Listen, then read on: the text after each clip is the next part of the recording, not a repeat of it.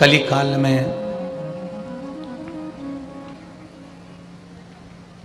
मुख से अगर एक बार भी परमात्मा के नाम का स्मरण हो जाए, भगवान की विरल भक्ति की प्राप्ति का केंद्र बिंदु बन जाए, भगवान के नाम का यदि एक बार भी स्मरण हो जाए तो समझ लेना कि आपकी और हमारी जिंदगी सार्थक हो गई, हमारा जीवन धन्य हो गया। क्योंकि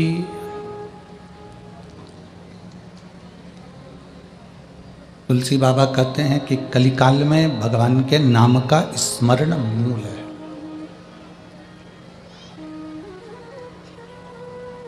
भगवान के नाम का स्मरण, भगवान के नाम का उच्चारण मूल है। यदि हम भगवान के नाम का स्मरण करते हैं, उच्चारण करते हैं, एक बार भी हमारे मुख से भगवान के नाम का स्मरण या उच्चारण निकलता है तो हमारा जीवन सार्थक हो जाता है। रामचरितमानस में तुलसी बाबा ने बहुत कुछ लिखा।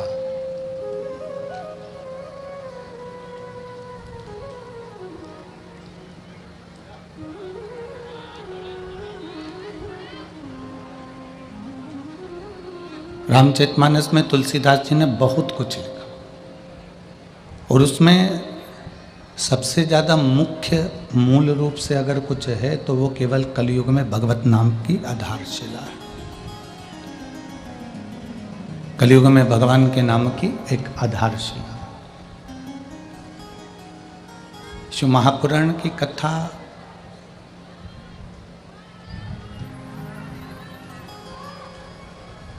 पीछे आवाज नहीं है कहीं पर भी।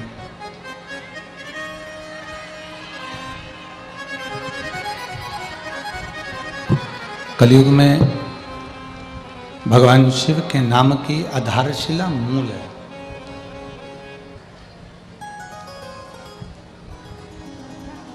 एक तो मानव का शरीर मिल जाना यह कठिन,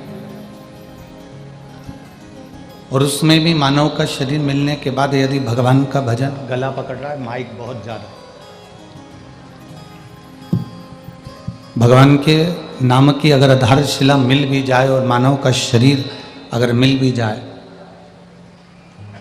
मनुष्य का शरीर अगर प्राप्त भी हो गया तो उस मानव शरीर को प्राप्त करने के बाद में अगर भगवान शंकर की अविरल भक्ति हमारे जीवन में अगर हम धारण कर लें तो ये समझना कि हमारा पृथ्वी पर आकर जन्म लेना सार्थक हो गया और परमात्मा तक हम पहुंचने की सीढ़ी लगा ली।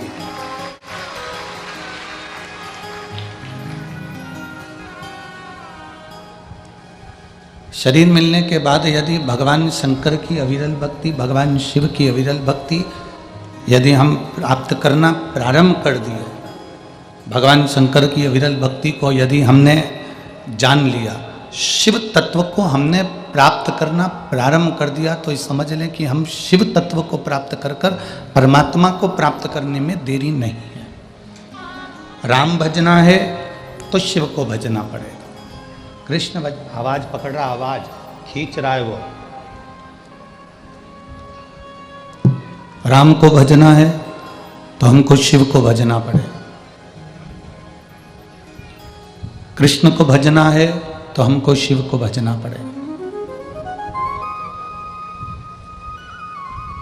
दत्त को भजना है तो भी हमको शिव को भजना पड़ेगा, भगवान शंकर को भजना पड़ेगा। देवी का भजन करना है तो भी हमें शिव का भजन करना पड़ेगा।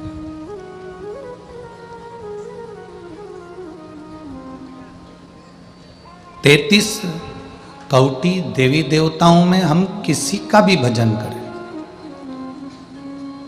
33 कोटि देवी देवताओं में हम किसी का भी स्मरण करें, उस 33 कोटि देवताओं में स्मरण हम किसी का भी करें, पर बिना शंकर के ना राम मिलेंगे, बिना शंकर के ना कृष्ण मिलेंगे, बिना शंकर के ना दत्त मिलेंगे, बिना शंकर के ना, गला पकड़ रहा है भाई, शंभु शंभु, बिना शंकर के मिठास डालो, उसमें मिठास करिए उसको। बेसी बेसा आ रहा है, ऐसा लग रहा है जैसे गला पकड़ रहा है। बिना शिव के ना राम मिलेंगे, बिना शंकर के ना कृष्ण मिलेंगे, बिना शंकर के ना दत्त मिलेंगे। बिना शिव के कोई देवता, कोई देवी, कोई अनुष्ठान बिना शिव के पूर्ण नहीं हो सकता।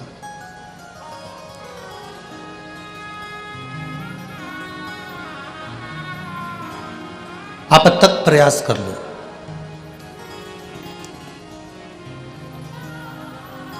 रामचरितमानस में वर्णन आता है कि राम जी को प्राप्त करने का साधन ही शिव है।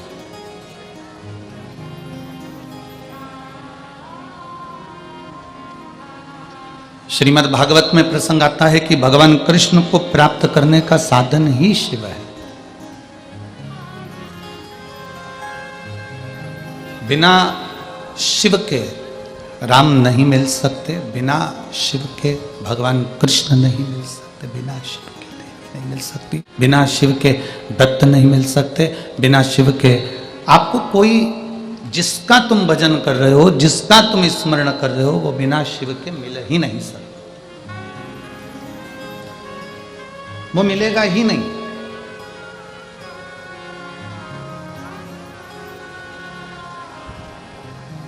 एक प्रैक्टिकल करके देखना अपने जीवन में। आप एक बार ऐसा प्रैक्टिकल करना, एक बार ऐसा प्रयास करना, एक बार ऐसा प्रैक्टिकल कर कर देखना, प्रयास कर कर देखना कि आप किसी भी देवता की माला करना, जो तुम्हारा मन पड़ जाए उस देवता की माला करो, उस देवी की माला करो। हमारी तरफ से पूर्ण तरह से स्वतंत्र है, पूर्ण तरह से छूट है।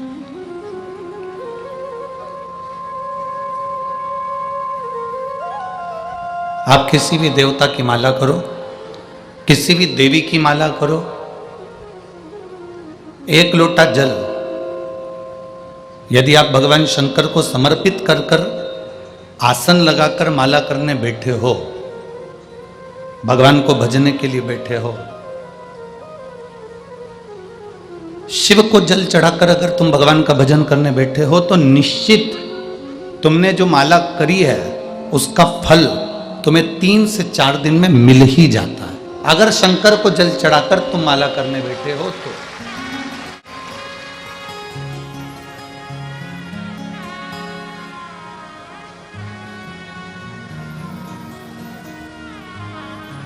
शिव को जल चढ़ाकर यदि तुम भगवत भजन करने बैठे हो तो उसका फल मिल ही जाता है। आप में से कितने लोग हैं जिन्होंने रामायण पढ़ी है या सुनी है?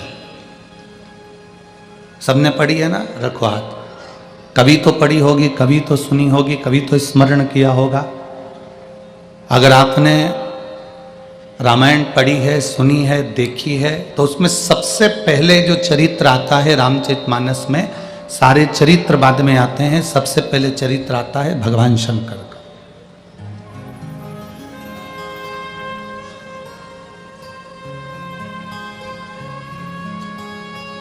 सारे जितने चरित्र आएंगे रामचरितमानस के, जितने संवाद आएंगे रामचरितमानस के, उन सारे चरित्रों से पहले, उन सारे संवादों से पहले, सबसे पहले शिव का संवाद है। सबसे पहले शंकर भगवान का संवाद। कारण क्यों शिव का संवाद है, क्यों शंकर भगवान का चरित्र है, क्यों शिव भगवान का चरित्र वर्णन किया, उसका केवल एक कारण। भागवत जी भी अगर हम पढ़ते हैं, भागवत जी भी हम सुनते हैं, तो भागवत में सबसे पहले शंकर भगवान का चरित्र आता है। विष्णु पुराण स्मरण करते हैं तो सबसे पहले शिव जी का वर्णन आता है। कूर्म पुराण पढ़ते हैं, आप जितनी पुराणों का स्मरण करोगे उसमें सबसे पहले शंकर भगवान का स्मरण किया गया।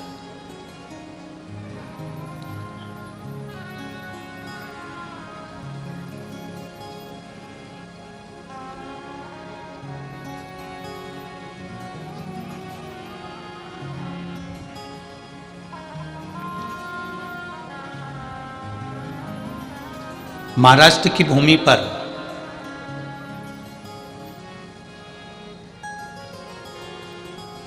एक शिवजी का मंदिर ऐसा है जिस भूमि पर 2 संत एक साथ बैठकर भगवान शंकर की भक्ति करें।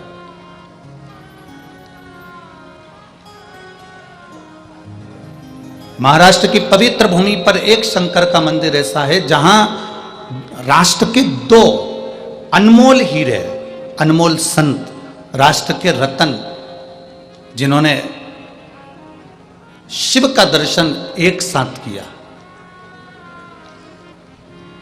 वो मंदिर है औंढा नागनाथ का मंदिर।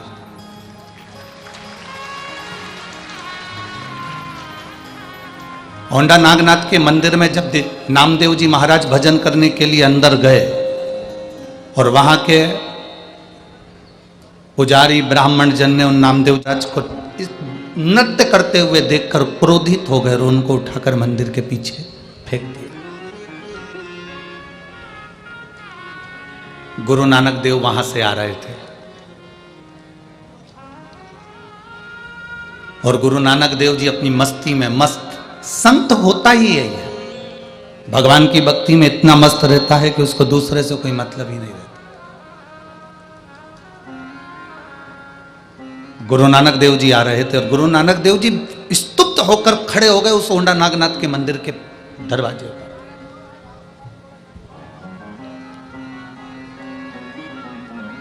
जब गुरु नानक देव जी ने देखा कि नामदेव जी महाराज और मंदिर के पीछे पड़े,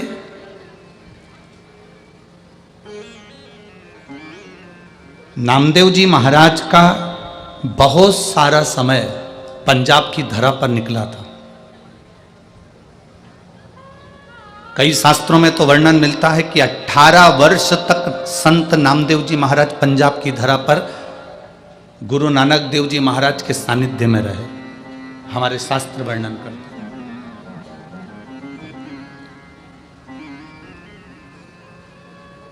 गुरु नानक देव जी ने संत नामदेव जी को देखा कि ये मंदिर के पीछे पड़े हैं।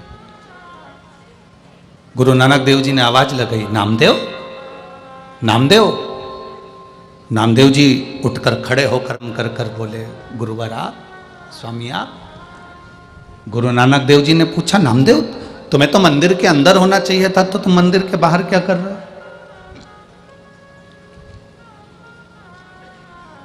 ये मंदिर के बाहर तुम्हारा क्या काम है? नामदेव जी ने कहा कि मैं भगवान की भक्ति कर रहा था, भजन कर रहा था, कीर्तन कर रहा था, मंत्र जाप कर रहा था, स्मरण कर रहा था और मेरे सुध नहीं रही तो मैं नृत्य करने लगा, मुझे मंदिर के बाहर फेंक दिया गया। गुरु नानक देव जी ने कहा, नामदेव एक बार मैंने तुझे कहा था, दुनिया में ऐसी कोई जगह नहीं जहां पर ईश्वर नहीं, परमात्मा नहीं, हर एक में रब समाया है, हर एक में रब का वासा है। नामदेव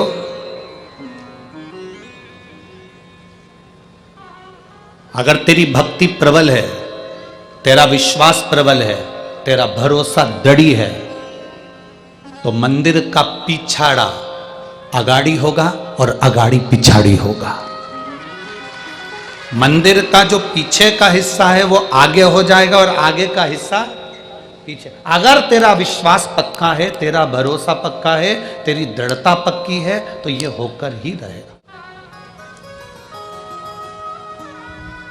सब कुछ विश्वास कर। ये जायसवाल परिवार में कथा हो रही है, श्री राजकुमार जी जायसवाल इस कथा को लिए हैं। कलयुग में कथा करवाना बहुत कठिन विषय है, बहुत कठिन।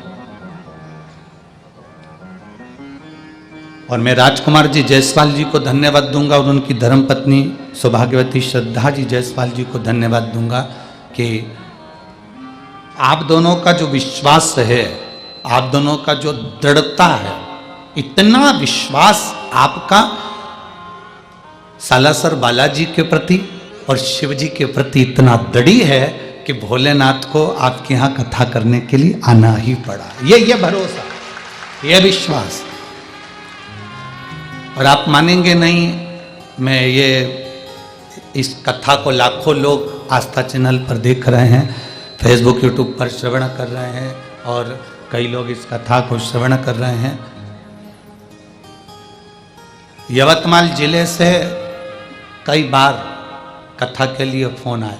हमने एक ही बात उन लोगों को कही कि भाई ये कथा तो बनी में चली गई है, और वो भी यवतमाल जिले के अंतर्गत है, वो भी यवतमाल जिले के अंतर्गत है। तो कथा तो कहीं पर नहीं, कथा तो जिले के अंदर ही हो रही है, उस कथा का लाभ आप सब लो। पर मुख्य एक ही बात कहने में आती है कि कहीं पूर्वजों का भाग्य प्रबल होगा, कहीं तुम्हारे माता पिता का भाग्य प्रबल होगा, कहीं उनका पुण्य भाग्य प्रबल होगा, और आप लोगों के पुण्य की गुल्लक भराई होगी, तब जाकर ये शिव महापुराण की कथा बनने में आई होगी। ये प्रभु कृपा।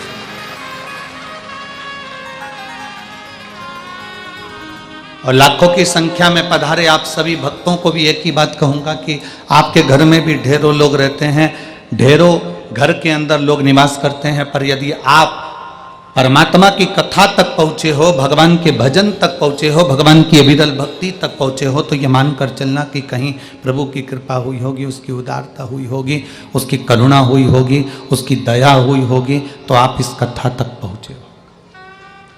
बहुत कठिन है, बहुत कठिन। दुनिया को अपना बनाया जा सकता है, पर अपनों को अपना नहीं बनाया जा सकता। बहुत कठिन है महाराज।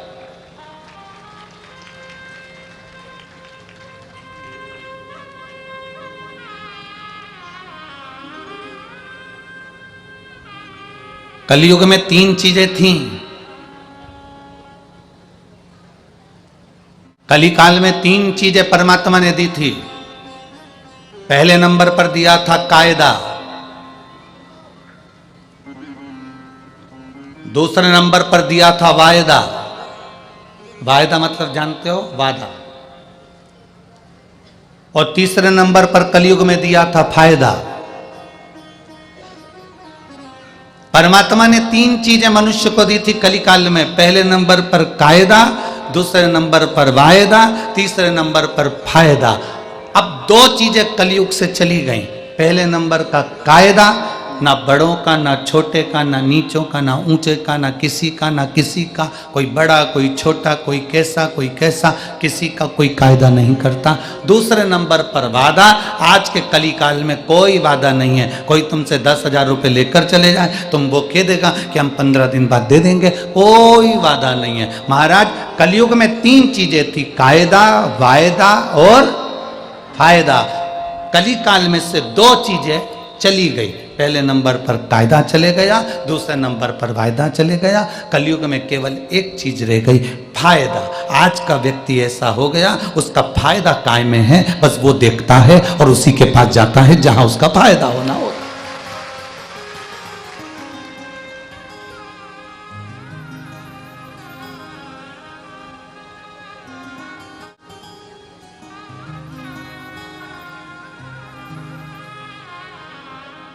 थोड़ा सा कायदा करिए, थोड़ा सा सम्मान करना सीखिए, थोड़ा सा कायदा करना सीखिए, थोड़ा सा आदर करना सीखिए, थोड़ा सत्कार करना सीखिए, थोड़ा सम्मान करना सीखिए।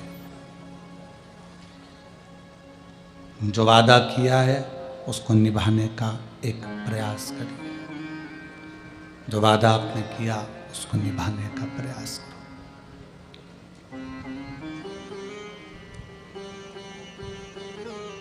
40 करोड़ रुपए कमाने वाला भी मरने के बाद 4 कंधे पर ही जाता है। 40 करोड़ के ढेर पर नहीं जाता। वनी में जाते हो तो बात दूसरी है। 40 करोड़ कमाने वाला भी 4 कंधे पर जाता है। 4 के सिवाय 5वां कंधा नहीं होता। 4 के सिवाय 5वां कंधा नहीं होता।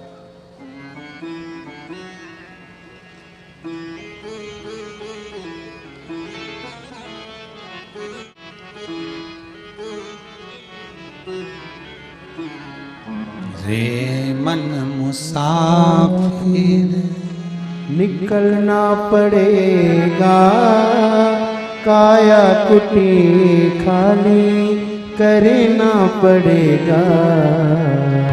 अरे मन मुसाफिर निकलना पड़ेगा, काया कुटी खाली करना पड़ेगा। 40 करोड़ कमाने वाला भी 4 कंधे पर जाता है, उसके लिए ज्यादा कंधे नहीं होते।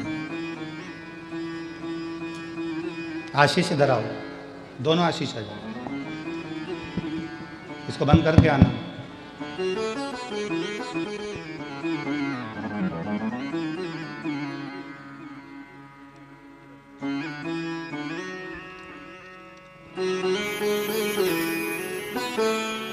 काया कुटी खाली करना पड़ेगा। हर मन मुसाफिरे निकलना पड़ेगा। काया कुटी खाली करना पड़ेगा।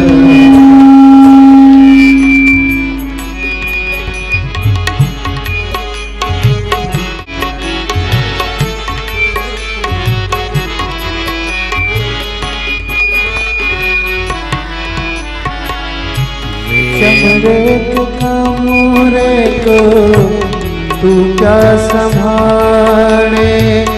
जिस दिन तुझे घर का मालिक निकाले, उसका किराया भी भरना पड़ेगा। काया कुटी खाली करना पड़ेगा। रे मन मुसाफिर निकलना पड़ेगा। काया कुटी खाली करना पड़ेगा। रे मन मुसाफिर। शास्त्र कह रहा है 40 करोड़ कमाने वाला भी 4 कंधे पर जाता, 4 कंधे पर जा रहा। 40 करोड़ के ढेर पर बैठकर कोई नहीं जाता। धन जोड़ा आपने, पैसा जोड़ा आपने, व्यापार किया आपने, पर इतना जरूर याद रखना, सब कुछ जोड़ना, उसके साथ में अपना व्यवहार जरूर जोड़ना, जो अंत समय तक जाने वाला है। आपका व्यवहार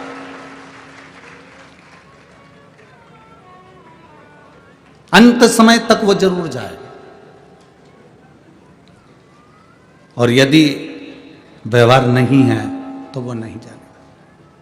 शिव पुराण कहती है महाराज, भगवान शंकर का चरित्र कह रहा है, भगवान शिव की पवित्र कथा कर रही है। गुरु नानक देव जी नामदेव जी से कहते हैं कि भजन में अगर बल है तेरे, और मैंने तुझे कहा, नामदेव जी महाराज से कहते हैं, नामदेव मैंने तुमसे कहा, ई वे विठ्ठल ऊ वे विठ्ठल, विठ्ठल बिना बहु पार नहीं। हर जगह पर पांडुरंगा विठ्ठल विराजमान है।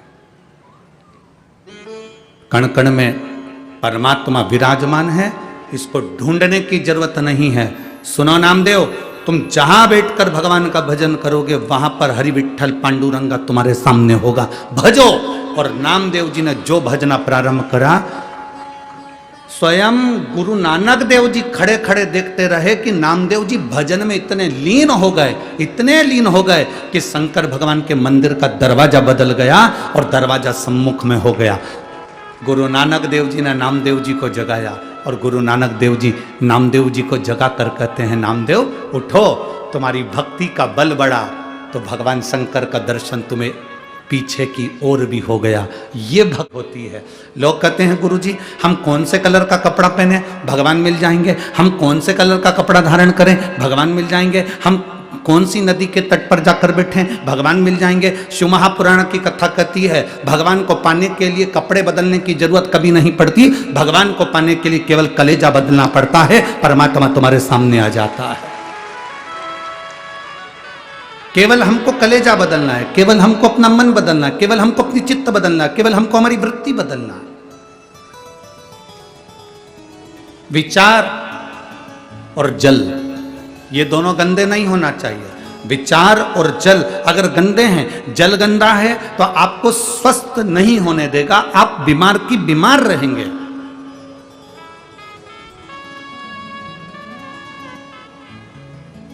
जल गंदा है तो शरीर बीमार कर देगा, शरीर गंदा कर देगा, और अगर विचार गंदे हैं तो वो मन गंदा कर देगा, आपकी सोच गंदी कर देगा। श्रेष्ठता पाइए, श्रेष्ठता। कितना सुंदर संवाद शिव महापुराण के अंतर्गत आता है।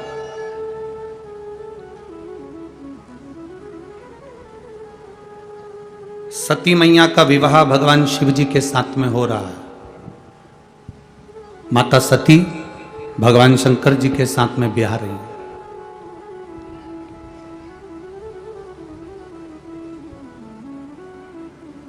सती मैया का विवाह भगवान शिव के साथ में हो रहा है। सती मैया भगवान शंकर को अधिक प्रेम करती है, बहुत प्रेम। दक्ष प्रजापति ने सती माता को समझाया था। दक्ष प्रजापति ने माता सती जी से कहा था कि सती सुन, तू ये विवाह मत कर, ये शादी मत कर, मैं तेरे लिए अच्छा वर देख देता हूँ, अच्छा घर देख देता हूँ, तेरे लिए अच्छा परिवार देख देता हूँ। पर सती मैया नहीं मानी। मुझे विवाह करना है तो केवल शिव से करना है और किसी से।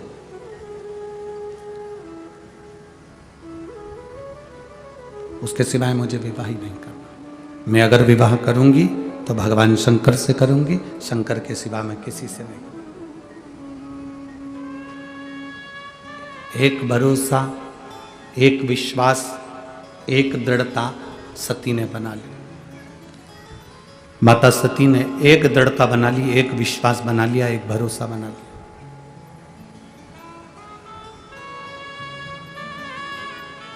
अगर मैं विवाह करूंगी तो केवल शिव से।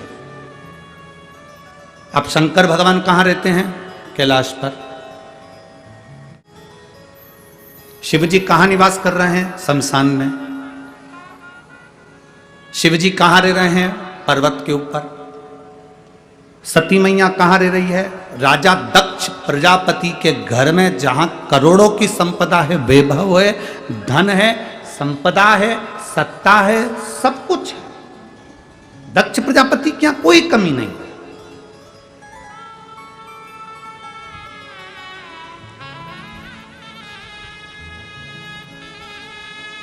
समझाया जा रहा है, सती मेरी बात मान ले तो विवाह मत कर। सती मेरी बात मान ले तो शिव से विवाह मत कर, तू और किसी से विवाह कर लेगी मैं चल जाएगा। कोई धनपति, कोई वैभवपति, कोई सत्तापति, कोई हम ऐसा ढूंढ लेते हैं जिसके साथ में सती तुम विवाह कर लो।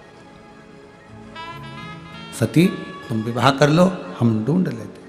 सती ने सती कहती हैं मैं विवाह करूंगी तो केवल देवादिदेव महादेव से करूंगी, इसके सिवाय विवाह नहीं करूंगी। दक्ष प्रजापति ने भगवान शंकर को बुलाकर एक बात बड़ी सुंदर कही, और एक एक लड़के की बुद्धि में यह बात बैठना चाहिए जो शंकर भगवान ने दक्ष प्रजापति से कही। पहले दक्ष की बात सुन लेना, उसके बाद शंकर जी की बात सुन लेना। विवाह करने वाला लड़का, विवाह करने वाला वर, उसके मुख पर शिव महापुराण का यह संवाद अब उसकी जिह्वा पर होना चाहिए।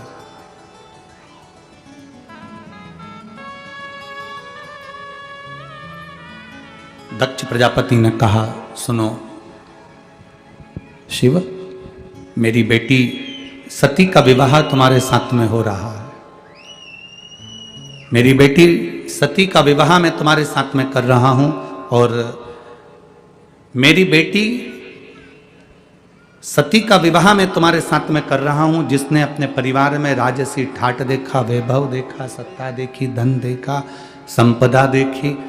अब मेरी बेटी तुम्हारे साथ में विवाह करना चाहती है। तुम कैलाश पर रहते हो, शमशान में रहते हो, तुम्हारे पास में ऐसा धन, वैभव, संपदा कुछ भी नहीं है। मेरा मन करता है कि तुम जो मांगोगे मैं अपनी बेटी के कन्यादान में वो दे दूंगा। थोड़ा ध्यान देना वनी वालों, बहुत सावधानी से कथा सुनना, और जितने लोग आस्था चैनल पर कथा सुन रहे हैं, फेसबुक यूट्यूब पर कथा सुन रहे हैं, बड़े ध्यान से सुनना। शिव, हे भोलेनाथ शंभु, कन्यादान में तुम जो मांगोगे मैं तुम्हें,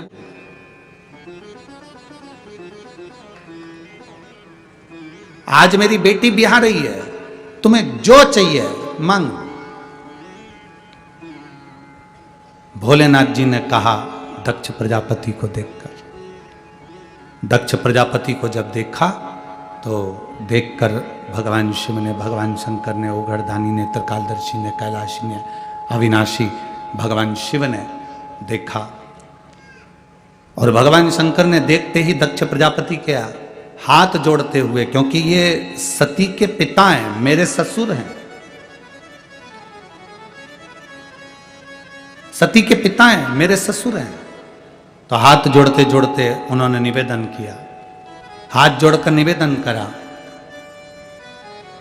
दक्ष प्रजापति से, ससुर जी, पिताजी, मैं आपकी बेटी की मांग में जो सिंदूर भरूंगा, बस वो सिंदूर भरी हुई बेटी मुझे कन्यादान में दे देना, और वही इतना वर जरूर देना कि सिंदूर जो उसकी मांग में भरा गया है, वो सिंदूर मांग में भरी हुई बेटी आज डोली में बैठ रही है, और ये वर देना कि वो मांग में सिंदूर भरी हुई बेटी एक अंतिम समय पर अर्थी लेकर लेटी, उसके मांग में सिंदूर भरा हो, बिना सिंदूर के वो अर्थी पर भी ना लेटे।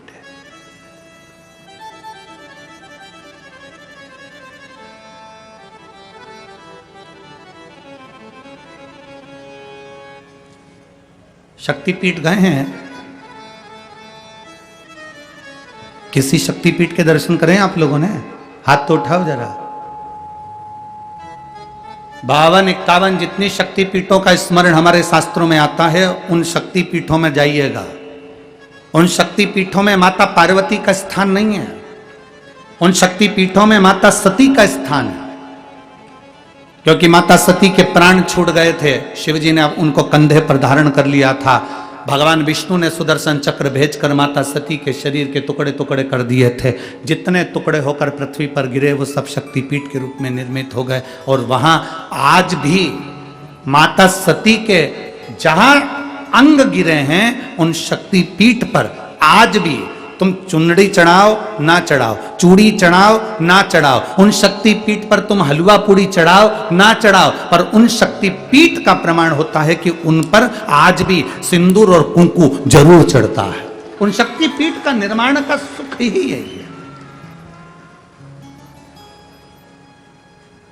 और किसी भी शक्तिपीठ पर जाओ, जितने तुम माता रानी के दर्शन करने के लिए जाओ, तुम चाहो जिस देवी के दर्शन करने के लिए जिस शक्तिपीठ पर चले जाओ, तुम्हारे को जिस शक्तिपीठ पर जाना है उस शक्तिपीठ पर जाओ, देवी का दर्शन करने के लिए, माता रानी का दर्शन करने के लिए, तुम भवानी का दर्शन करने के लिए जिस शक्तिपीठ पर जाना चाहो उस शक्तिपीठ पर जाओ। वहां से कुछ लेकर आओ मत आओ, पर इतना जरूर याद रखना, कोई अगर शक्तिपीठ से आ रहा हो तो तुम्हारे मुख से निकलना चाहिए कि हमारे लिए प्रसाद भले मत लाना, पर वहां से थोड़ा सा सिंदूर कुंकू जरूर लेकर आना, रोली जरूर लेकर आना। वो हमारे लिए सौभाग्य का विषय है, वो हमारे लिए आनंद का विषय है।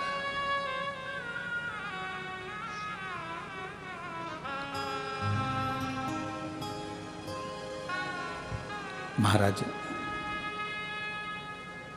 शिव, मेरी बेटी सती तुम्हारे साथ में ब्याह रही है। शिव, मेरी बेटी सती का विवाह तुम्हारे साथ में हो रहा है। मेरी बेटी सती तुम्हारे साथ में ब्याह रही है।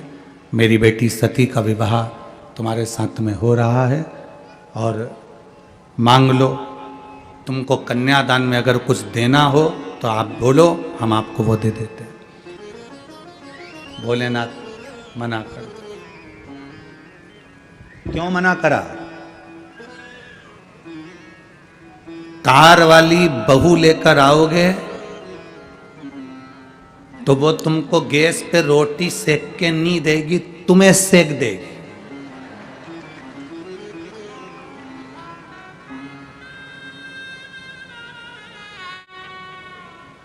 पर संस्कार वाली बहू लेकर आओगे तो जैसे वनी में शिव महापुराण की कथा हो रही है, ऐसी कथा तुम्हारे यहां भी हो जाएगी अगर संस्कार वाली ला।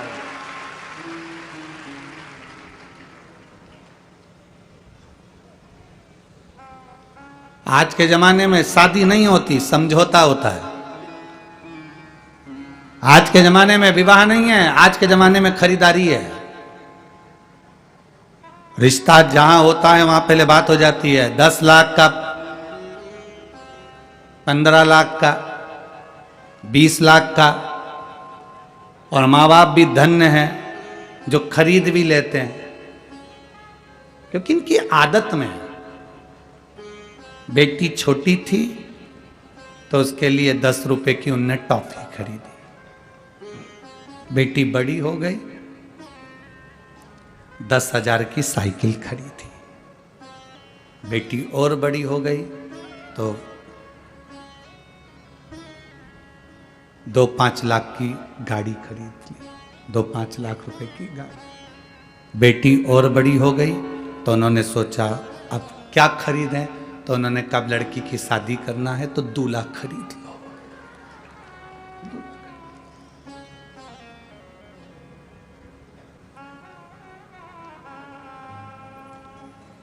तुमने भी सोचा ससुर अच्छा गाड़ी दे रहा है, जमीन दे रहा है, बेटी दे रहा है, half set, full set, sofa set सब दे रहा है, पर तुम ये अंदाजा नहीं लगा के बैठे कि उसकी बेटी जब तेरे यहाँ आएगी तो सोफा सेट तो रहेगा, हाफ सेट तो रहेगा, फुल सेट तो रहेगा, पर तू अपसेट रहेगा।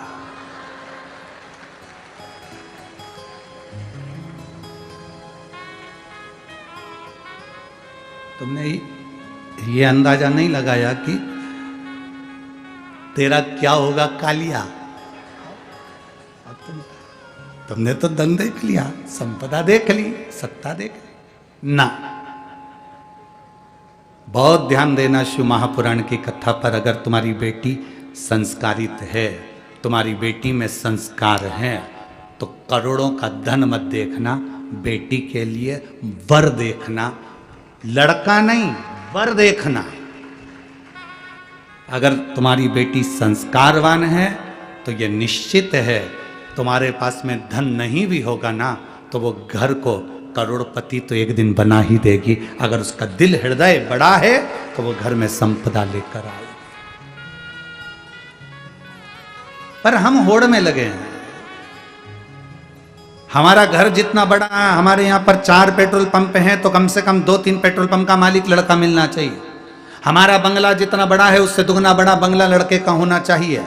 हमारी बेटी के अनुसार रामचरितमानस कहती है सीता जी 4 वर्ष की अवस्था में धनुष बाण उठाकर चढ़ा देती थी, तो जनक जी ने यह संकल्प ले लिया था कि सीता का विवाह उसी के साथ करूंगा जो धनुष को उठाकर चढ़ा देगा।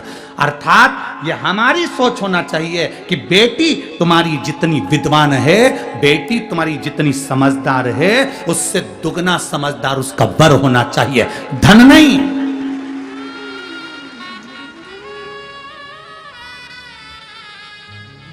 हम धन दुगना देखते हैं, हम संपदा दुगनी देखते हैं, हम पैसा दुगना देखते हैं, पर लड़का विवेक से दुगना नहीं देखते, बुद्धि से दुगना नहीं देखते कि हमारी बेटी के अनुकूल हो।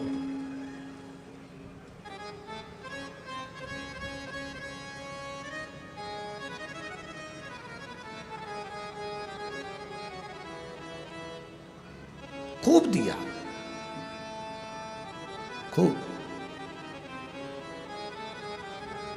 ओ बेटी ससुराल में रहियो तू चांद बन के।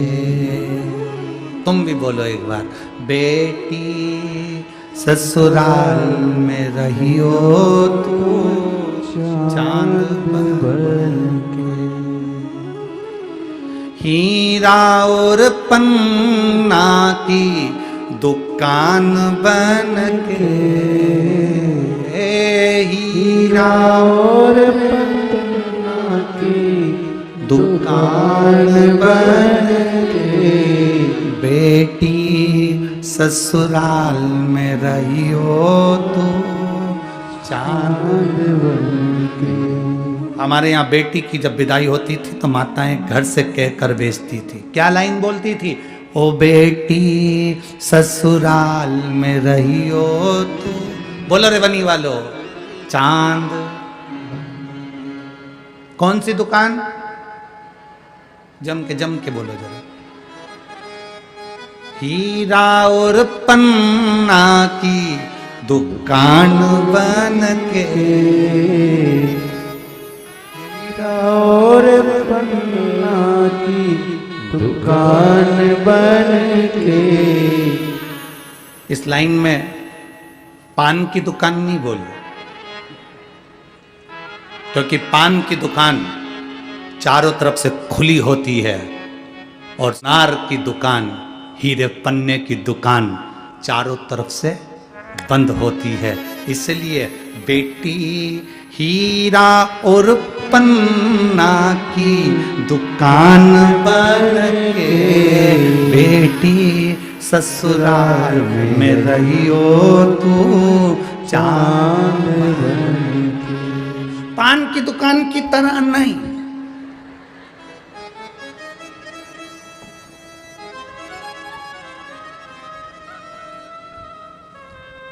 हीरा पन्ना की दुकान चारों तरफ से ढकी, चारों तरफ से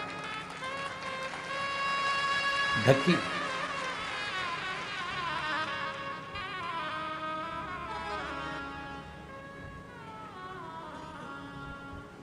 एक लाइन और बड़ी सुंदर है इस गीत में। सास ससुर जो पहले जागे, तू पहले जग जइयो।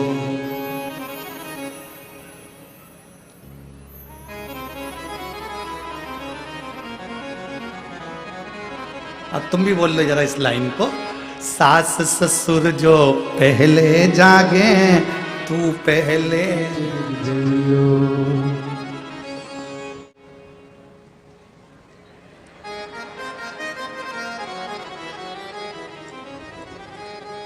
आज की पहले जग जाए, ये जब जागती है जब बच्चों को स्कूल पहुंचाना हो उसके आधे घंटे पहले, और जो गरजना चालू होती, उठ जा।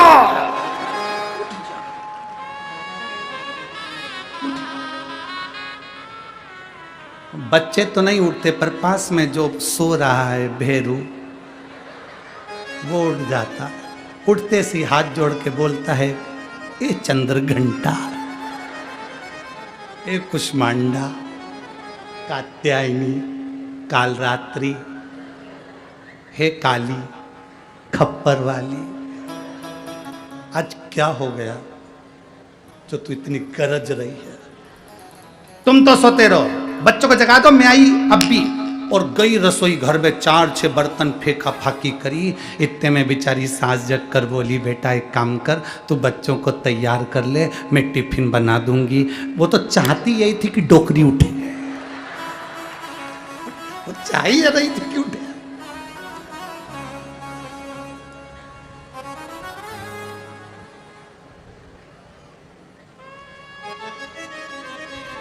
जब तक बच्चे स्कूल नहीं पहुंच जाएं तब तक इतनी इतनी चिल्लाए, और बच्चे जब स्कूल पहुंच जाएं तो बच्चे भी घर के पांव पड़ के जाते हैं, हाथ हिला के जाते हैं। माँ बड़ी खुश होती है, मेरे बच्चे मुझे बाय करके गए। बच्चे कहते हैं बाय नहीं करा, 5 बजे तक की छुट्टी। बाय बाय नहीं करा है हमने, 5 बजे तक की छुट्टी है। तो क्या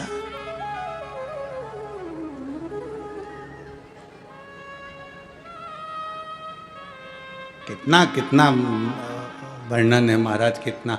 फिर इस लाइन में एक लाइन और कही गई, सास ससुर जो भोजन करिए, नित नित भोजन पहियो। अगर घर के बड़े भोजन कर रहे हैं तो पहले उनको भोजन कराओ, उसके बाद स्वयं भोजन ग्रहण करो। पर हमारे यहाँ पर सिखाकर भेजा जाता है, जितना बन सके उतना काम करना। भूख लगे नीचे से बना के अपने कमरे में ले जाके चढ़ जाओ।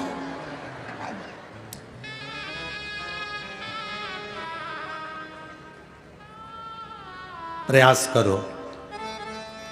कोई घर में भूखा तो नहीं है, प्रयास करो कोई घर में भूखा तो नहीं है, भोजन कराओ समय की अवस्था के अनुसार। हमारे ब्राह्मण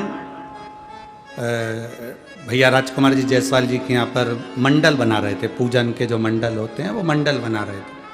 तो उनकी धर्मपत्नी वो श्रद्धा जीजी बाई वो ब्राह्मणों से बोली, पंडित जी मंडल बाद में बनाना, पहले भोजन करके आओ।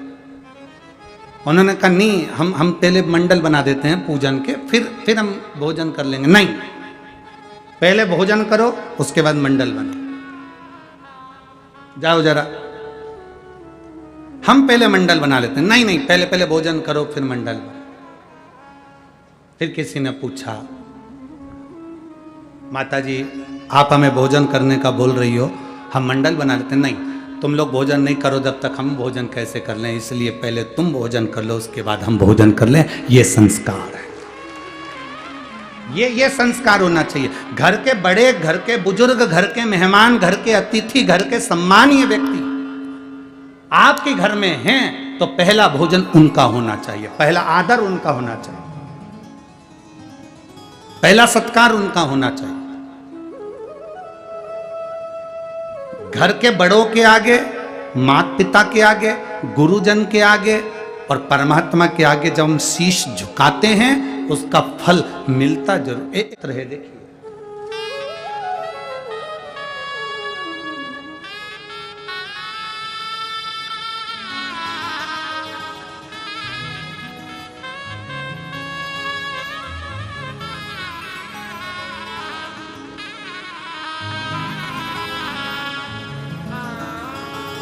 मैं कविता जायसवाल नागपुर से आई हूं। कहीं बैठी हो तो हाथ हिला सकती हैं, आप ही हैं, हाथ हिला देगा। मैं कविता जायसवाल नागपुर से हूं गुरुजी। आपको भी प्रणाम और आपकी माता जी को भी प्रणाम, धन्यवाद। आपकी माता जी को भी प्रणाम जिन्होंने ऐसे पुत्र को जन्म दिया, जिन्होंने शिव महापुराण की कथा जनमानस को सुनाई, धन्यवाद। आपके कथा के माध्यम से एक लोटे जल का क्या महत्व होता है, हमारे भीतर एक विश्वास और श्रद्धा उत्पन्न करिए। 2020 से मैंने आपकी कथा टीवी पर सुनना प्रारंभ करी। मेरे 2 बेटे हैं, दोनों सीए की पढ़ाई कर रहे थे। दोनों बेटे कभी 2 नंबर से कभी 3 नंबर से रह जाते थे। बच्चे आए हैं साथ में, हाथ हिला दो बाबू, बधाई आपको पहले तो बहुत बहुत। 2-2, 3-3 नंबर से रह जाते थे। आज के समय के बच्चे कैसे शंकर जी पे भरोसा कर लें, क्योंकि आज वैज्ञानिक युग है और वैज्ञानिक युग में इतनी जल्दी विश्वास पैदा नहीं होता परमात्मा के प्रति। पर मेरे बच्चे जब 2-2 नंबर से रह रहे थे तो मैंने दोनों बच्चों से कहा कि अब की बार यदि एग्जाम देना तो शिव जी पे 1 लोटा जल चढ़ाओ, बेलपत्री में शहद लगाओ और भगवान शंकर को समर्पित कर कर फिर जाओ। बच्चे हंसकर कहते हैं, माँ बेलपत्री पर शहद लगाकर समर्पित करने से क्या रिजल्ट अच्छा आता है? मैंने अपने बच्चों से कहा, सियोर वाले महाराज कहते हैं दिल से पढ़ाई करो, डट के पढ़ो, जितनी तुम्हारी कैपेसिटी है उससे ज्यादा पढ़ो और भगवान शंकर पर भरोसा कर कर फिर जाओ। मेरे बेटों ने कहना माना, जल चढ़ाया और आज मैं बाबा को धन्यवाद देना चाहती हूँ। मेरे दोनों बेटे अच्छे नंबर से सीए में पास हो गए। मैं बाबा को धन्यवाद देने के लिए बहुत बहुत बधाई आपको बाबू, शिव तत्व प्राप्त हो। गुरुदेव,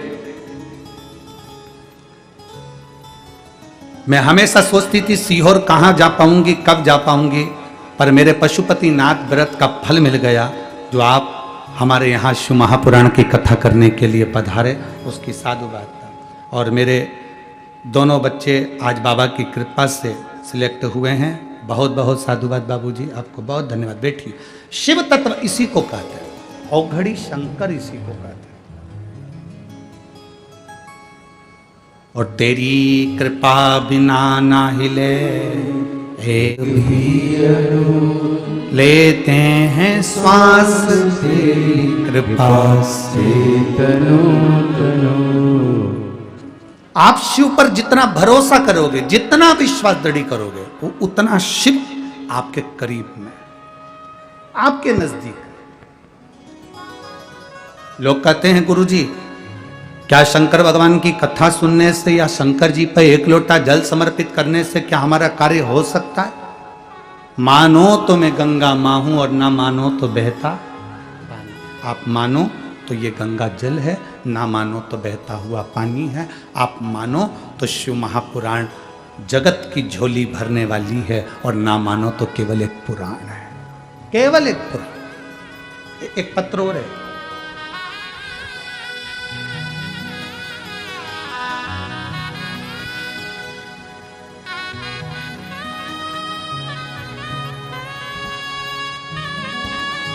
मेरा नाम हितेश तरेकर है, गांव का नाम दाखा, जिला यवतमाल। मेरा मोबाइल नंबर ये है। कहीं बैठे हैं क्या? कहीं बैठे हो तो हाथ हिलाइएगा। आप ही हैं? ऐसा हाथ हिला दो एक बार, वापिस हाथ हिलाओ एक बार। मेरा नाम हितेश तारेकर है, गांव का नाम दाखा, जिला यवतमाल। मेरा नंबर ये है। एक लोटे जल का मैं क्या वर्णन करूं?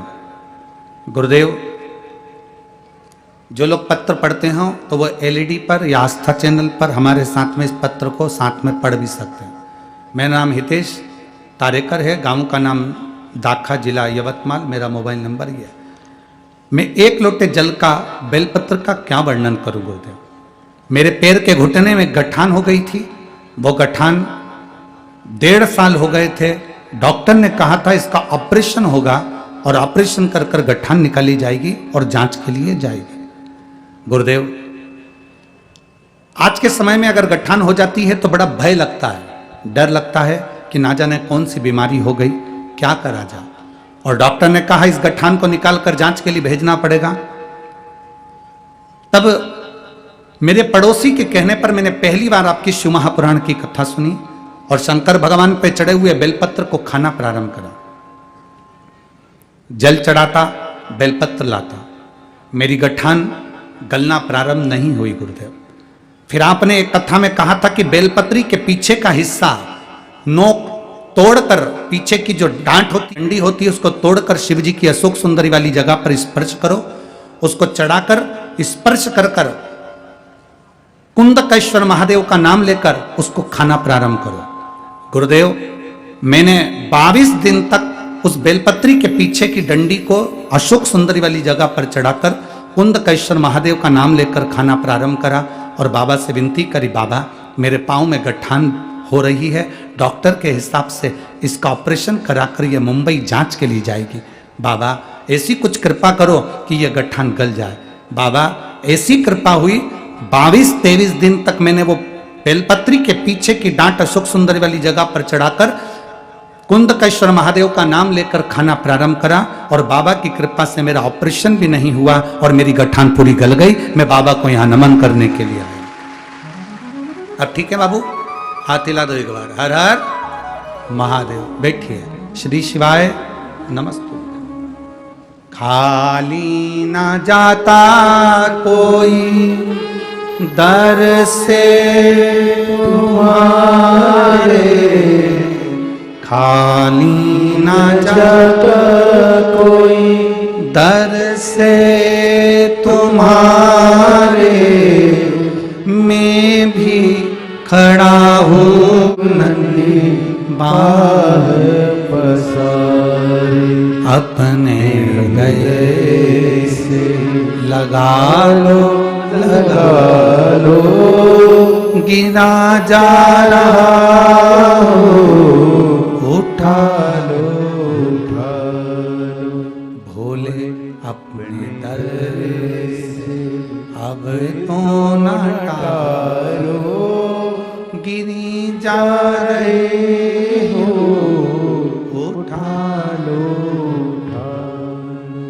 शिव महापुराण ढोंग से, छल से, प्रपंच से, पाखंड से दूर है। शिव महापुराण केवल एक कार्य बताती है, शंकर का भजन करो और एक लोटा जल समर्पित कर कर अपनी जिंदगी को सार्थक करो। बस ये शिव महापुराण बोल बम का नारा है, सारी समस्या का हल। शिव को एक लोटा जल समर्पित करो।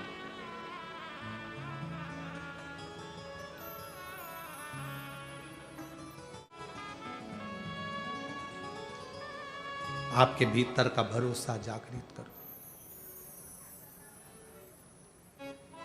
अपने भीतर का भरोसा।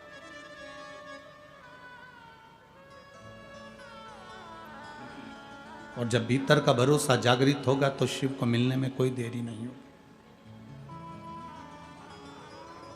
कई लोग कहते हैं गुरुजी हम शंकर भगवान को कैसे भजें, हमारे हृदय में शिव तत्व हम कैसे जागृत करें। हम हमेशा कहते हैं, पहले भी कहा आज फिर कहते हैं, कोई व्यक्ति हमको छोड़कर चला जाता, जिसके लिए तुमने बहुत कुछ किया, वही तुम्हें छोड़कर चला गया, धोखा देकर चला गया। सबसे पहला काम क्या करते हो तुम? जो तुमको छोड़कर चले जाता है, अपने मोबाइल में से उसके फोटो, बोलो बोलो जम के बोलो जरा, डिलीट करते। फिर फोटो डिलीट करने के बाद में उससे जितनी चैट हुई है, बात हुई है, बोलते जाओ, वो भी डिलीट। फिर फेसबुक, इंस्टाग्राम, व्हाट्सएप पे उसको ब्लॉक कर दिया, फोटो हटा दिए, चैट हटा दी, ब्लॉक कर दिया। पर ईमानदारी से बोलो, तुमने उसको जितनी बार साथ दिया, वो साथ दिया तुमने, तो तुम्हें वो 2-4 महीने में, 6 महीने में तुम्हें याद आएगा कि नहीं आएगा कि मैंने इसका इतना साथ दिया और फिर भी इसने धोखा दिया। ब्लॉक मोबाइल से कर सकते हो, फोटो हटा सकते हो, चैटिंग हटा सकते हो, सब कुछ कर सकते हो, पर दिल में रह कर आता है कि मैंने इतना करा था और इसने मेरा साथ नहीं दिया। कितना ही हटा लो, पर दिल में वो बात रह जाती है। उसी तरह शिव महापुराण की कथा कहती है, दुनिया के लोग कितना भी कह ले, हम मंदिर नहीं जाते, हम भगवान से कोई मतलब नहीं रखते, हमें शंकर जी से कोई मतलब नहीं, हमें एक लोटे जल से कोई मतलब नहीं, हम शंकर जी को नहीं मानते, ये सब ढोंगे, प्रपंच है, छल है, छिद्र है, सब इस तरह का व्यवहार करते रहते हैं। पर शिव महापुराण की कथा कहती है, तुम कितनी भी चैटिंग हटा लो, फोटो हटा लो, चाहे ब्लॉक कर दो, पर महादेव ने जब पृथ्वी पर जन्म दिया तो इसमें सिम फिट करके जा है, वो तुम्हारे दिल में रहता ही है, वो तुम्हारे भीतर है, वो परमात्मा प्रकट है तुम्हारे भीतर। बस तुम जब उसको पुकारते हो, दिल से पुकार लेते हो, वो तुम्हारे सामने आ जाता है। श्री शिवाय नमस्ते, तुमने दिल से पुकारा, वो तुम्हारे सामने आ गया।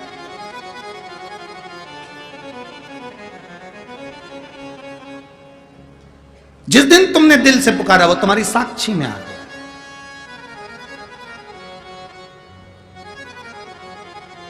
एक प्रसंग आता है,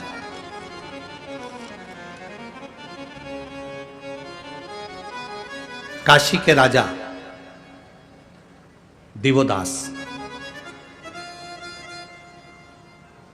काशी के राजा का नाम था दिवोदास, जिनकी धर्म पत्नी का नाम था अनंग मोहिनी।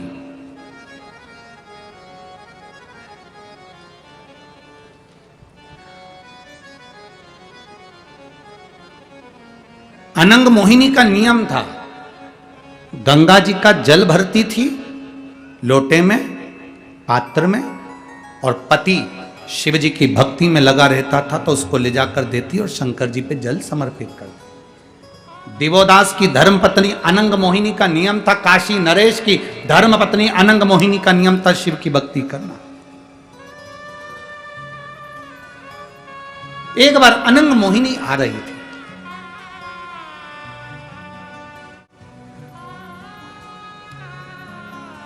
कई लोग कहते हैं गुरुजी आप ये जल चढ़ाने का बोलते हो शंकर जी को, जल लाने का बोलते हो कि जल लाया करो, उसका आचमन करा करो, उस जल को लेकर आया करो, शिव जी पे चढ़े हुए जल का छींटा अपने घर के दरवाजे पर अपने घर में जरूर दिया करो।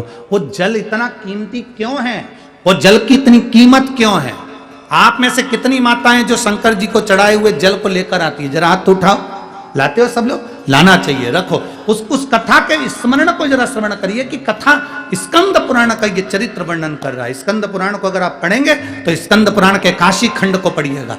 स्कंद पुराण के काशी खंड का यदि आप पढ़ेंगे तो उसमें वर्णन मिलेगा कि दिवोदास की धर्मपत्नी अनंग मोहिनी शंकर भगवान को चढ़ाने के लिए जल लेकर आती है, गंगा जी का जल लेकर चलती है, और गंगा जी का जल लेती हुई जब चली तो उसने क्या देखा कि कुछ दूरी पर एक बुजुर्ग माता पिता बूढ़े से बैठे हैं और वो कांख रहे हैं, वो चिल्ला रहे हैं।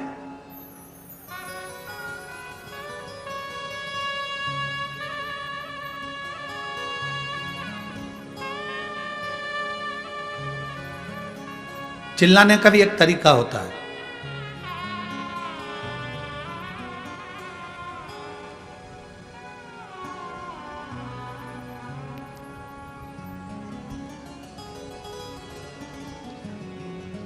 दो तरह के भिखारी होते हैं, इनकी अलग अलग क्वालिटी है भिखारियों की भी।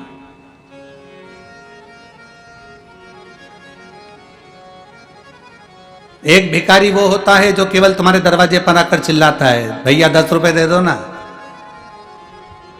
भैया 1 रुपये दे दो ना, भैया 5 रुपए दे दो ना, भैया रोटी दे दो ना। और एक भिखारी वो होता है जो सुबह से शाम तक भगवान का नाम ले लेकर पुकारता है, राम राम कीर्तन कर रहा है, भजन कर रहा है, नाम जाप कर रहा है। एक तुम्हें पुकार रहा है और दूसरा भगवान को पुकार रहा है। जो तुम्हें पुकार रहा है वो भूखा सो सकता है, पर जो भगवान को पुकार रहा है वो भूखा नहीं सो सकता।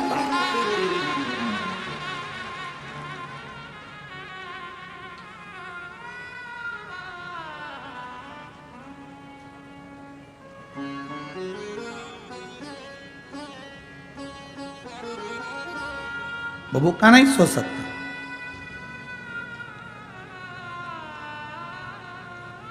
भिखारी की क्वालिटी अलग अलग है, 2 क्वालिटी अलग अलग। एक भूखा रह सकता है। कौन भूखा रह सकता है? जिसने तुमको पुकारा है। हो सकता है तुम्हारे यहां से भोजन नहीं मिले, आगे से भोजन नहीं मिले, दूसरे के दरवाजे पर गया, वहां उसने आवाज लगाई, भैया रोटी दे दो, काका जी रोटी दे दो, मामा जी रोटी दे दो, भाभी जी रोटी दे दो, जीजी भाई रोटी दे दो, पैसा दे दो।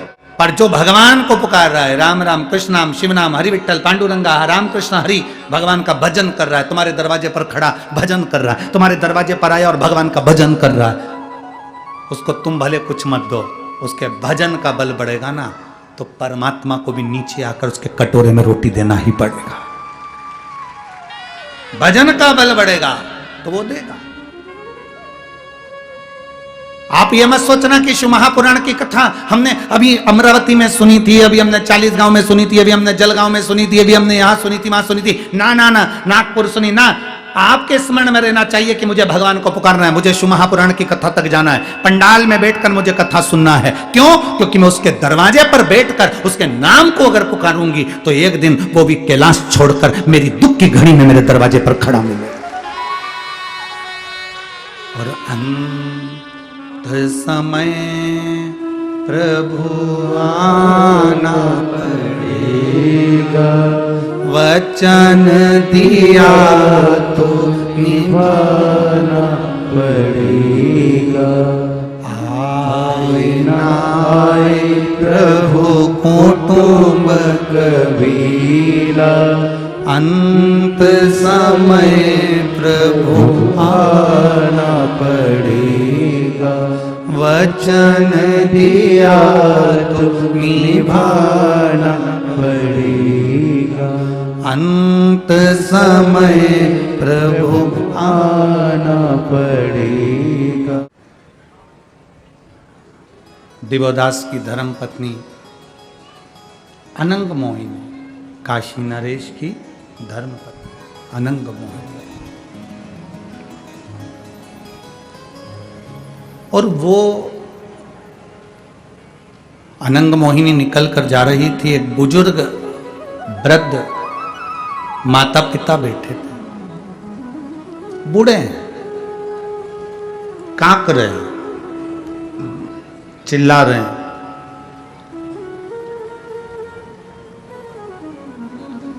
अनंग मोहिनी के कानों में शब्द गया। आपसे अगर कोई पूछे कि शंकर जी पे जल चढ़ाया हुआ घर क्यों ले जाया जाता है, पीने के क्यों काम आता है, आचमन क्यों किया जाता है, उस जल का महत्व क्या?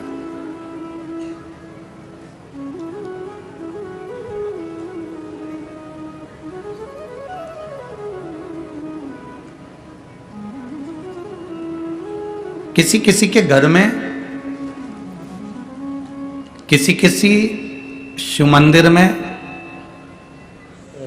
थोड़ा ध्यान देंगे, किसी किसी के घर में ऐसी जो जलाधारी होती है ना, ये जलाधारी नीचे का हिस्सा समझना जरा अच्छे से, जलाधारी होती है, शिवलिंग अलग से होता है। किसी किसी के यहाँ ऐसा होता है, किसी किसी के यहाँ इस जलाधारी में ही शंकर भगवान एकदम फिट होते हैं, जलाधारी के साथ में शिवलिंग फिट होता है। और किसी किसी के यहाँ पर जलाधारी होती है तो शिवलिंग उठ जाता है, रख दिया जाता है, साफ कर कर वापिस शिवलिंग को रख दिया जाता है, या स्नान कराया जाता है तो शिवलिंग रखा जाता है। अब कई लोगों के मन में एक प्रश्न आ जाता है कि गुरुजी हमारे यहाँ जो शिवलिंग है, हमारे यहाँ जो शिवपिंडी है, हमारे यहाँ जो शंकर जी की पूजन करते हैं उसमें जलाधारी अलग है, शिवलिंग अलग है, तो क्या मंदिर में भी कई मंदिरों में ऐसा होता है कि जलाधारी होती है, शिवलिंग अलग से होता है, स्नान कराओ, पूजन करो, आराधना करो, नीचे उसमें जल भर जाता है, दही दूध भर जाता है तो लोग उसे साफ कर देते हैं। इसका महत्व क्या है?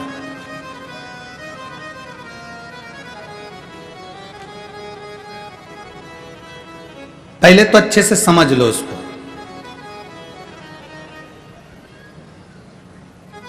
चाहे तुम्हारे घर में पूरा शिवलिंग बना बनाया हो वो भी श्रेष्ठ है, चाहे तुम्हारे मंदिर में घर में जलाधारी अलग हो और शिवलिंग अलग से रखा हुआ हो वो भी श्रेष्ठ है। बस अंतर एक है, केवल एक अंतर उसमें भारी है। कौन सा भारी है? कि जो शिवलिंग फिट है, जो शिवलिंग उसमें लगा हुआ है, उसकी आप आराधना कर रहे हैं, उसमें आप जल चढ़ा रहे हैं, भक्ति कर रहे हैं, आराधना कर रहे हैं, उसका भी फल पूरा मिलेगा। जो शिवलिंग अलग से है, उस जलाधारी पर रखा हुआ है, उसकी आराधना कर रहे हैं, उसका भी फल पूरा मिलेगा। पर अंतर इतना आता है कि जैसे जो फिट शिवलिंग है जलाधारी के साथ रखा हुआ, उस पर एक बेलपत्र चढ़ाई हुई, एक बेलपत्र चढ़ाई हुई हजारों फल देने वाली होती है। जो अलग शिवलिंग अलग जलाधारी होती है, उस पर एक बेलपत्र भी अगर हम चढ़ा रहे हैं तो वो सहस्त्र सहस्त्र फलदायी प्रदान कर देती है। उसमें कई लोगों के मन में एक संशय हो जाता है, हमारा नीचे का जो जलाधारी है वो चांदी की है, शिवलिंग नर्मदा के कंकर का। कई बार किसी के मन में आ जाता है कि हमारे यहाँ जलाधारी अलग है पीतल की, शिवलिंग हमारे यहाँ कांच का है, स्फटिक का है, पारद का है या पाषाण का है, तो क्या फल देगा कि नहीं देगा? क्यों नहीं देगा? अब आपसे पूछते हैं, गंगा जी के जल को गंगाली जानते हैं आप लोग? सब गंगा भर के लाते हैं ना, वो पेक रहती है, उसमें सील लगी रहती है, होती है, क्या बोलते हैं इसको यहाँ पर? यहाँ क्या बोलते हैं हमको स्मरण नहीं, हमारे उधर तो गंगाली कहते हैं उसको, जिसमें गंगा जी का जल भरा रहता है, ढक्कन लगा रहता है और उसको पेक रहती है, उसको हमारे यहाँ गंगाली कहते हैं। तो गंगा जी के जल को चाहे तुम गंगाली में रख लो और गंगा जी के जल को चाहे तुम पानी के लोटे में रख लो, जल बदलेगा क्या?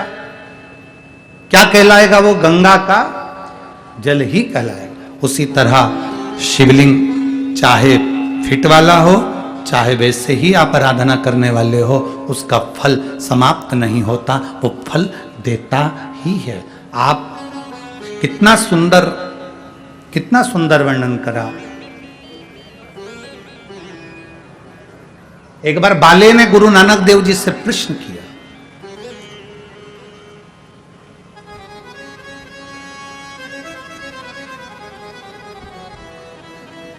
बड़ा विचित्र सेवक था ये बाले, भगवान गुरु नानक देव जी का, बड़ा विचित्र। उसने एक प्रश्न किया, गुरु नानक देव जी से प्रश्न किया कि गुरुवर, आपसे एक प्रश्न है, क्या मेरा रोज गुरुद्वारे जाना जरूरी है? क्या मेरा रोज मंदिर जाना जरूरी है?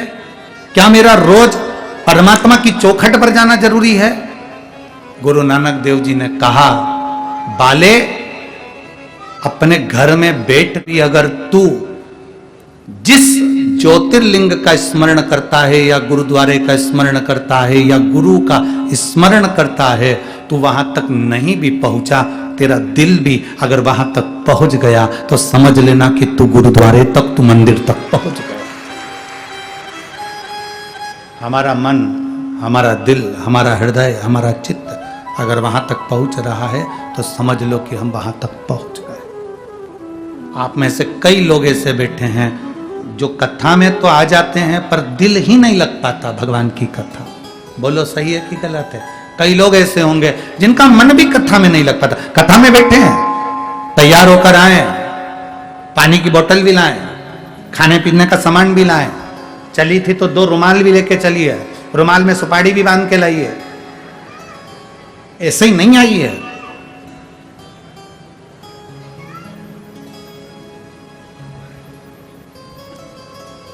दिल भी तो लगना चाहिए, मन भी तो लगना चाहिए। जहां मन परमात्मा से लग जाता है फिर परमात्मा हमसे दूर नहीं रहता, हम परमात्मा के करीब में पहुंच जाते हैं और परमात्मा हमारे करीब में आ जाता है। हमारा मन परमात्मा से। एक पत्र है, देखिए,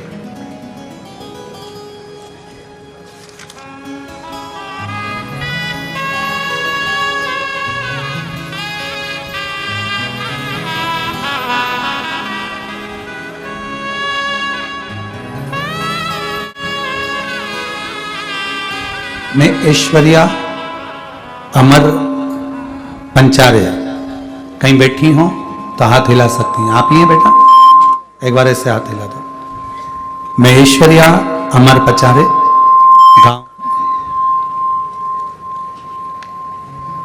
गांव महाकालपुर, तहसील वनी, जिला यवतमाल।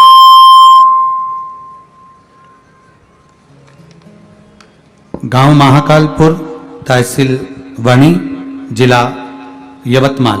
मोबाइल नंबर मेरा ये है।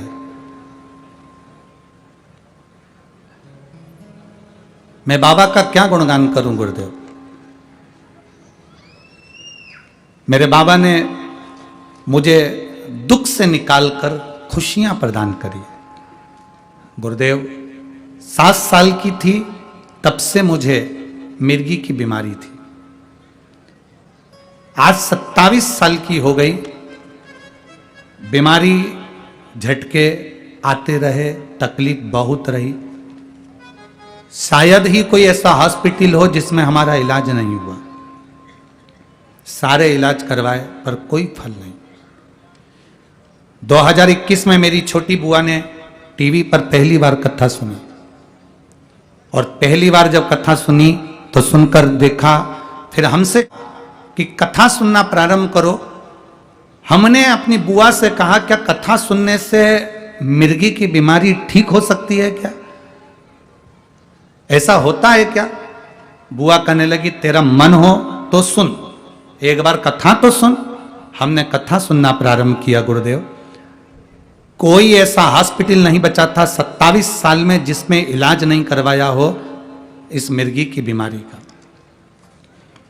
कथा सुनने पर आपने कथा में कहा कि 1 लोटा जल शिव जी को चढ़ाना प्रारंभ करो, बाबा का गुणगान करना प्रारंभ करो, श्री शिवाय नमस्तुभ्यम बोलना प्रारंभ करो। हम बाबा का वही मंत्र का जाप करने लगे, शिव जी को जल चढ़ाने लगे। आपकी कथा में इतना मन लग गया कि टीवी खोलते तो आपकी कथा ही देखते। आपने एक कथा में फुलेरा दूज का एक उपाय बता दिया, और फुलेरा दूज में आपने कहा था हरतालिका तीज के दिन, हरतालिका तीज फुलेरा दूज का उपाय बताया, जो कि शिवरात्रि के बाद में जो फुलेरा दूज का स्मरण आप करते हैं, सीहोर में जो अनुष्ठान करते हैं रुद्राक्ष उत्सव, उसमें वो फुलेरा दूज पड़ती है। उसी फुलेरा दूज में आपने मिर्गी का एक उपाय बताया। उस मिर्गी का उपाय हमने फुलेरा दूज के दिन करना प्रारंभ करा। साल में 1 बार फुलेरा दूज आती है गुरुदेव, और वही उपाय आपने जैसा बताया था वैसा ही हमने करा, और करने के बाद बाबा पे चढ़ा हुआ जल पीना प्रारंभ करा और फुलेरा दूज का वो उपाय करा। आज बाबा को मैं धन्यवाद देने के लिए बैठी हूँ। पूरा 1 साल हो गया गुरुदेव, मेरे को कोई झटका नहीं आया और मेरी मिर्गी की बीमारी ठीक हो गई। मैं बाबा को यहाँ धन्यवाद देने के लिए आई हूँ। गुरुदेव, शिव शिव है, बाबा बाबा है। गुरुदेव, बाबा से बस यही प्रार्थना है कि जो दिल से पंडाल में बैठकर मांगता है, बाबा उसको दिल से छप्पर फाड़कर देता है। ये बाबा की कृपा है। गुरुदेव, बाबा बाबा है और वो जगत का पिता है। मैं पंडाल में हूँ, बाबा को नमन करती हूँ। आपसे केवल एक बेलपत्री की चाह करती हूँ। आजा, ले जा, आजा आजा, ले जा। एक बेलपत्री की चाह करती हूँ, बस बाबा से यही प्रार्थना। शिव तत्व है महाराज, औघड़ी है शंभु, औघड़ी। और खाली ना जाता कोई दर से तुम्हारे, खाली न जाता कोई दर से तुम्हारे, मैं भी खड़ी हूँ बाह पसारी, अपने गले से लगा लो, गिरा जा रहा हूँ, उठा लो, भोले अपने दर से अब तो ना टारो, गिरी जा रही हूँ, उठा लो, उठा लो। शिव तत्व है, शंभु औघड़ी है, दयालु है, त्रिकालदर्शी है, कैलाशी है, अविनाशी है। सहज नहीं है शंकर, सहज।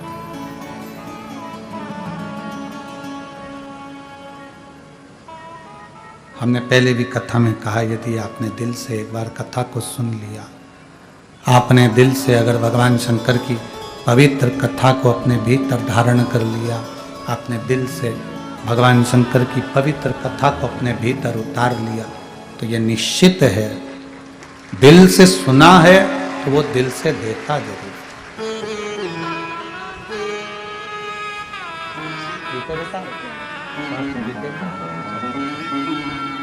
श्री शिवाय।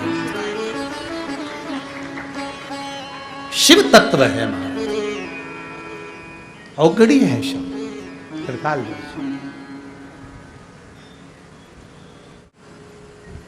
बैठे जरूर हो कथा के पंडाल में,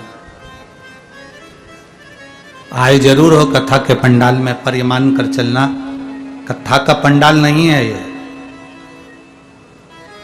आप अपने पिता से अपने दिल की बात कहने के लिए पहुंचे हो, अपने पिता से अपने मन की बात कहने के लिए। ये केवल कथा का पंडाल नहीं, अपने मन की बात कहने का स्थल। अनंग मोहिनी देवोदास राजा की धर्म पत्नी निकल कर जा रही है और उसने 2 वृद्धों को देखा, कांख रहे, चिल्ला रहे, रो रहे।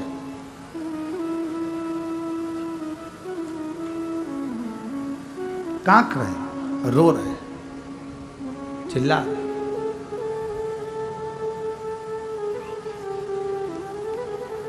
जल लेकर आवाज सुनते ही दिवोदास राजा की धर्मपत्नी अनंग मोहिनी उन बुजुर्ग के पास में पहुंचे, उन बुजुर्गों के पास में पहुंचे। बाबा क्या हुआ? आप कांप रहे हो, आवाज लगा रहे हो, चिल्ला रहे हो, हुआ क्या? क्या कष्ट है आपको? क्या तकलीफ है आपको? क्या दुख है आपको? क्या हुआ है?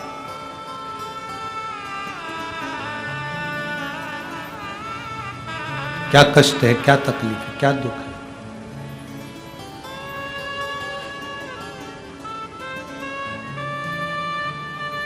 हाथ जोड़ रहे हैं दोनों बुजुर्ग, बूढ़े माता पिता जो बैठे थे वहां बुजुर्ग।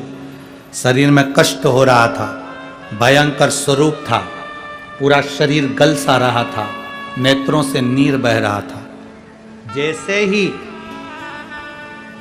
गंगा का जल दिवोदास की धर्मपत्नी अनंग मोहिनी लेकर उनके पास में पहुंची और उन्होंने कांकना, चिल्लाना, जो तार शरीर में हो रहा था, जो कष्ट शरीर में हो रहा था, वो चिल्लाना बंद कर दिया, कष्ट बंद कर दिया, आवाज लगाना बंद कर दिया, चिल्लाना बंद। अनंग मोहिनी वहां से चल दी, कुछ नहीं बोली। बाबा से पूछा, उन्होंने जवाब नहीं दिया, चुप हो गए, मौन हो गए, स्तब्ध हो गए, चल दी।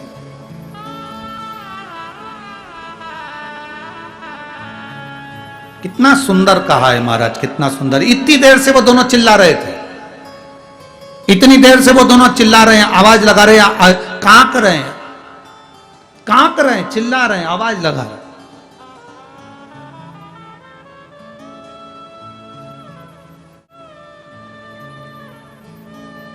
चिल्ला।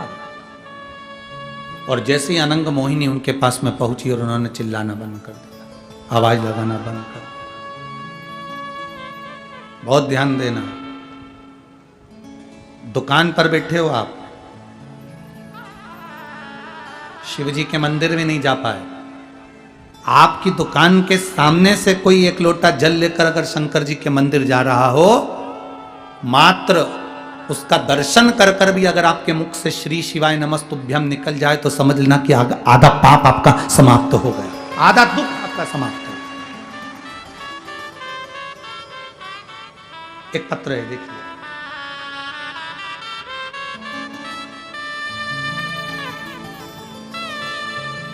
हर्षा सुनील यादव, पंडोली चंद्रपुर, मेरा मोबाइल नंबर ये है। कहीं बैठी हैं हर्षा जी? हर्षा सुनील यादव, पंडोली चंद्रपुर, मोबाइल नंबर ये है। कहीं बैठी हैं? हाथ हिलाइए। हाँ ठीक है, दिख गए, ऐसा हाथ हिला दो एक बार। गुरुदेव, मेरी आंख के अंदर एक गठान हो गई थी, सारे दवाखानों का ट्रीटमेंट कराया, नागपुर मुंबई तक इलाज कराया, परंतु वो गठान बढ़ रही थी, कम नहीं हो रही थी। डॉक्टर के से उसका ऑपरेशन होना था। गठान को निकालकर, क्योंकि वो गठान फैलती जा रही थी, इसलिए उसका ऑपरेशन होना, उसको निकालकर जांच के लिए भेजना जरूरी था। आपने एक बार कथा में कहा था, जिंदगी में जब तकलीफ आए शिव को जरूर याद करो। गुरुदेव, शिव चतुर्थी की पूर्णिमा की रात को आपने एक 31 बेलपत्री का उपाय बताया था। आप जब उपाय बताते हो तो लोग कहते हैं कि ये टोटके वाला बाबा है, टोटका बताता है, पर गुरुदेव आपका एक एक उपाय आप नहीं बोलते, स्वयं महादेव व्यासपीठ से बोलता है। आपका उपाय नहीं रहता, शिव उपाय बताता है। आपने शिवरात्रि के दिन, रात्रि के पूर्णिमा, शिवरात्रि की चतुर्थी के बाद की जो पूर्णिमा है, रात को 31 बेलपत्री का उपाय करने को बोला था, जो 12 बजे रात को चढ़ाना था। मेरे घर के लोग आश्चर्य कर रहे थे, क्या ऐसा करने से कोई गठान गल जाती है? आंख में गठान है और बड़ी बीमारी के चांस हैं, इसको ऑपरेशन कराओ, ये क्या फालतू का काम कर रहे हो। फिर भी गुरुदेव मेरा विश्वास शिव पुराण पर था, मैंने आपकी वाणी पर भरोसा करा और वो रात को 12 बजे उपाय 31 बेलपत्री चढ़ाकर लाना, उस बेलपत्री का स्मरण कर एक एक बेलपत्री को 31 दिन तक पाना, वो करा मैंने। बाबा की ऐसी कृपा हुई गुरुदेव, मेरी आंख में जो गठान हो गई थी आज बाबा की कृपा से पूरी गल चुकी है, मैं पूर्ण तरह से स्वस्थ हूं और बाबा को प्रणाम करने के लिए हम यहां आ गए। अब ठीक है बाबू, हाथ हिला दो एक बार, पूर्ण तरह से ठीक है, आंखें ठीक। श्री शिवाय नमस्तुभ्यम। मैं जायसवाल परिवार को भी धन्यवाद देना चाहती हूं। हमने तो कभी नहीं सोचा था कि हमारे यवतमाल वणी में कथा हो जाएगी, पर उन्होंने करवा दी, उसके लिए मैं उनको धन्यवाद देती हूँ। बाबा के चरणों को प्रणाम करती हूँ। और नीचे उन्होंने बहुत सुंदर लाइन लिखी, हम तो बाबा के भरोसे रहते हैं, हम तो बाबा के भरोसे रहते हैं। ये शिव तत्व है, ओघड़ी है शंभु, त्रिकालदर्शी है शिव।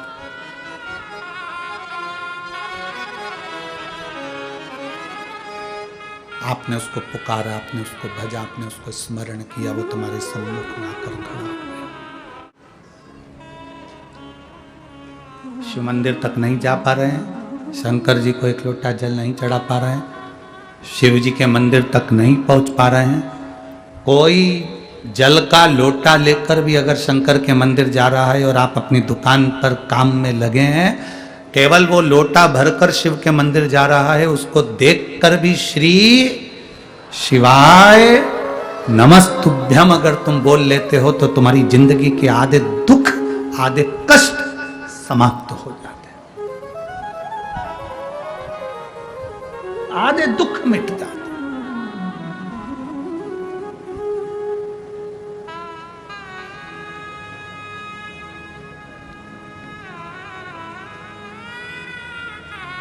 शंकर भगवान के भक्त को देखकर कभी हंसो नहीं, शिव के भक्त को देखकर कभी ताना कसो नहीं। शंकर के भक्त अड़भंग होते हैं, इनको देखकर कभी अपशब्द मत कहो, इसका भुगतान भोगना। ये कथा कर रही है अनंग मोहिनी की देव, यहां कथा कह रही है दिवोदास की धर्म पत्नी की। कितना दुख भोगना पड़ता, कितना कष्ट। और बहुत ध्यान दो, तुम्हें मालूम पड़ जाए कि टीवी पर आस्था चैनल पर शिव महापुराण की कथा आपको सुनने को मिल रही है, आप उसको तुरंत निकालो, सुनो, उसका स्मरण थोड़ी सी देर की भी हमारे भीतर जाएगी, वो हमको देगी। आपके यवतमाल जिले में कथा हो रही है, बनी में कथा हो रही है, 100, 500, 150, 350, 60 किलोमीटर की दूरी पर भी आप रहते हो, तो प्रयास करना कि हम भी एक दिन शिव महापुराण की कथा में पहुंचे, हाजिरी लगा। लोग कहते हैं ये शिव महापुराण की कथा है, हम तो हमारी व्यासपीठ से यह वर्णन करते हैं ये कथा नहीं है, ये तो मेडिकल कैंप लगा है, जिसने इलाज करवा लिया वो इलाज करवा लिया, जो रह गया वो रह गया। कैंप है, आओ बैठो, इस पवित्र रज को अपने शरीर से लगाओ और भगवान शंकर की भक्ति को धारण कर कर फिर जाओ।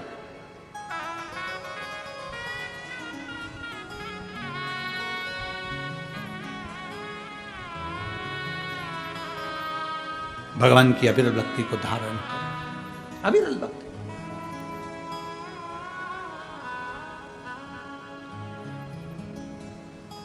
शिव कथा कह रही है, अनंग मोहिनी वापिस आ गई, कांकना बंद हो गया, चिल्लाना बंद हो गया, जो तड़फन थी उन दोनों के शरीर में वो समाप्त। केवल पानी का जो लोटा है, जल का जो पात्र है, वो करीब में गया और दर्शन किया तो उनके दुख आधे से ज्यादा मिट गए, केवल दर्शन।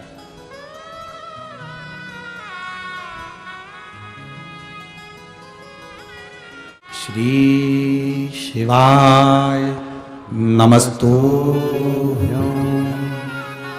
श्री शिवाय नमस्तुभ्यं, श्री शिवाय नमस्तुभ्यं श्री शिवाय नमस्तुभ्यं श्री शिवाय नमस्तुभ्यं भोला सब दुख काटो मारा ओ भोला सब दुख काटो मारा शिव शंकर जपो तेरी माला भोले बाबा जपो तेरी माला भोला सब दुख काटो मारा ओ भोला सब दुख काटो मारा वेश है मंगल मंगलकारी वेश है मंगल मंगलकारी शमशान वासी हमारा शमशान वासी हमारा ओ भोला सब दुख काटो हमारा ओ भोला सब दुख काटो हमारा। शिव कथा कर रही है, केवल मंत्र का स्मरण ही बहुत।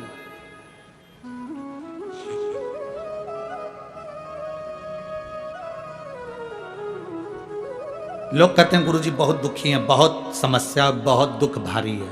होता है, बहुत दुख भारी है। अभी कथा थी, शायद 40 गांव की कथा का स्मरण करा होगा। उसमें एक पत्र था, उसके पति के ऊपर सफेद कपड़ा तक डाल दिया था और डॉक्टर ने उस बॉडी को दे दिया। देखा था आप लोगों ने? देखा था कि नहीं देखा था? बॉडी को दे दिया गया, ले जाओ, ये मर चुका है। पर विश्वास थोड़ी ना मरा था, विश्वास नहीं मरा, मर चुका है, ले जाओ। एक पत्र यहां भी आया, उस व्यक्ति के 2 फोटो लगाए गए हैं। एक पूर्ण तरह से जब शरीर बेकार हो गया उसका, और एक ठीक हो गया उसका। मेरा नाम नीता गजानन कन्हेर, प्रेम नगर, नागपुर से हूँ। मेरा मोबाइल नंबर ये है, कहीं बैठी हो तो हाथ हिला सकती हैं। अगर कहीं बैठी हो, आप ही हैं, ऐसे हाथ हिला दो। मेरा नाम नीता गजानन कन्हेर, प्रेम नगर, नागपुर से हूँ। मेरा मोबाइल नंबर ये है। मेरे पति श्रीमान गजानन कन्हेर आए हुए हैं क्या? नहीं आए। गजानन कन्हेर 2022 में उनकी तबीयत बहुत खराब हो गई। नागपुर में लता मंगेशकर हॉस्पिटल में उनको एडमिट करा गया। डॉक्टर ने बोला उनका शरीर का सोडियम पूरा चले गया है और ये ठीक होना मुश्किल है। 2 महीने तक उनको हॉस्पिटल में रखा गया, पर शरीर धीरे धीरे बेकार होता गया। आखिरी में उनको वेंटिलेटर पर डाल दिया गया। वेंटिलेटर पर डालने के बाद में उनका शरीर काम करना बंद कर दिया। गले में से नली डाल दी गई, उसमें से बूंद बूंद पानी देते रहे। शरीर पूरी तरह से बेकार हो चुका था। धीरे धीरे करते करते डॉक्टर ने महीना, 1.5 महीना, 2 महीना निकाला, पर शरीर में कोई आराम नहीं लगा। अब करें तो करें क्या? डॉक्टर ने कहा आप इनको घर ले जाओ।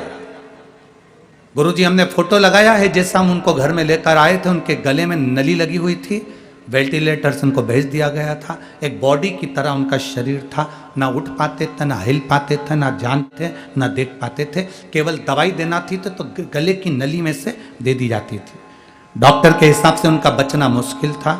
हम घर लेकर आ गए, परंतु मन नहीं करा।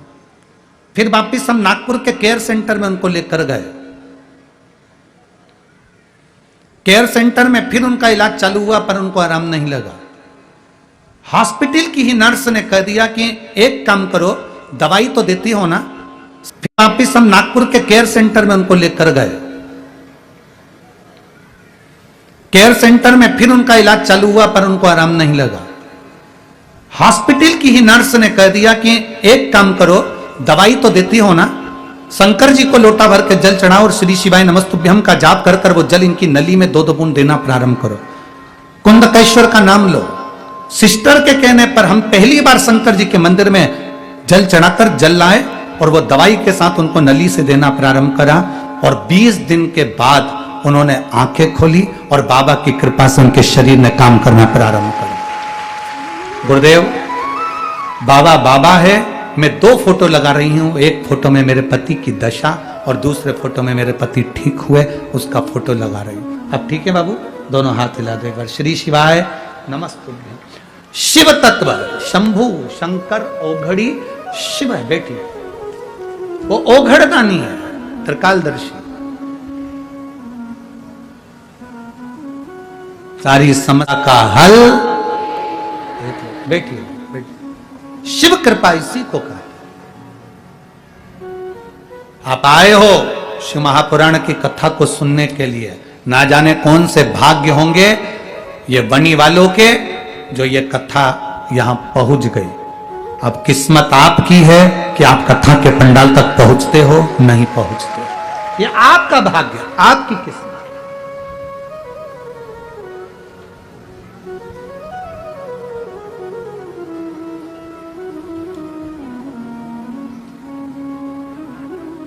कथा कर रही है, अनंग मोहिनी जल लेकर पहुंची। जल लेकर अनंग मोहिनी पहुंचती है। पति शिव जी की आराधना कर रहा था। शंभो शरणे मांगू घड़ी रे घड़ी, दुख काटो दया करी दर्शन आपो। अति सेवा कर रहा था, शिव जी की जल समर्पित कर रहा था। पत्नी अनंग मोहिनी जल लेकर पहुंच गई। पति ने पूछा जल लाने में बड़ी देरी हो। अनंग मोहिनी ये जल लाने में देरी हो गई आपको? अनंग मोहिनी ने कहा कि मैं जल लेकर आ रही थी तो बुजुर्ग कांक रहे थे, चिल्ला रहे थे, उनके पास पहुंची तो उन्होंने आवाज लगाना बंद कर दिया, वहीं से जल ला रही हूं। अच्छा, बहुत शरीर में कष्ट था, देखकर दुखी हो, तुमने कुछ किया नहीं? नहीं। दिवोदास ने कहा, दिवोदास राजा ने कहा ये जल शिव जी को चढ़ाओ, इस जल को तुम पात्र में झेलो और इस जल को मेरे साथ लेकर चलो, अपन उस पर जल का छींटा देंगे। लोग कहते हैं गुरुजी आप कहां कहां से लेकर आते हो? क्या शंकर पे चढ़ा हुआ जल लेकर आना, छींटना, पीना, आचमन करना, ये सब कहां से लाए हो? हम कहते हैं स्कंद पुराण का काशी खंड पढ़ो, और स्कंद पुराण के काशी खंड को पढ़ोगे तो उसमें मिलेगा कि शिवजी पे चढ़े हुए जल का आचमन और शिवजी पे चढ़े हुए जल का अपने ऊपर छींटना या किसी व्यक्ति पर छींटना, उसका फल कितना है, उसका लाभ कितना। चल लेकर जल चढ़ाया, लेकर दिवोदास अपनी धर्म पत्नी अनंग मोहिनी के साथ पहुंचे, और जो पहुंचते से ही दिवोदास ने उन दोनों का जो स्वरूप देखा, देखते से ही अपनी धर्म पत्नी से कहा अनंग मोहिनी तुम इन्हें जानती हो, ये कौन है? अनंग मोहिनी ने कहा मैं नहीं जानती ये कौन। दिवोदास शंकर का उपासक था।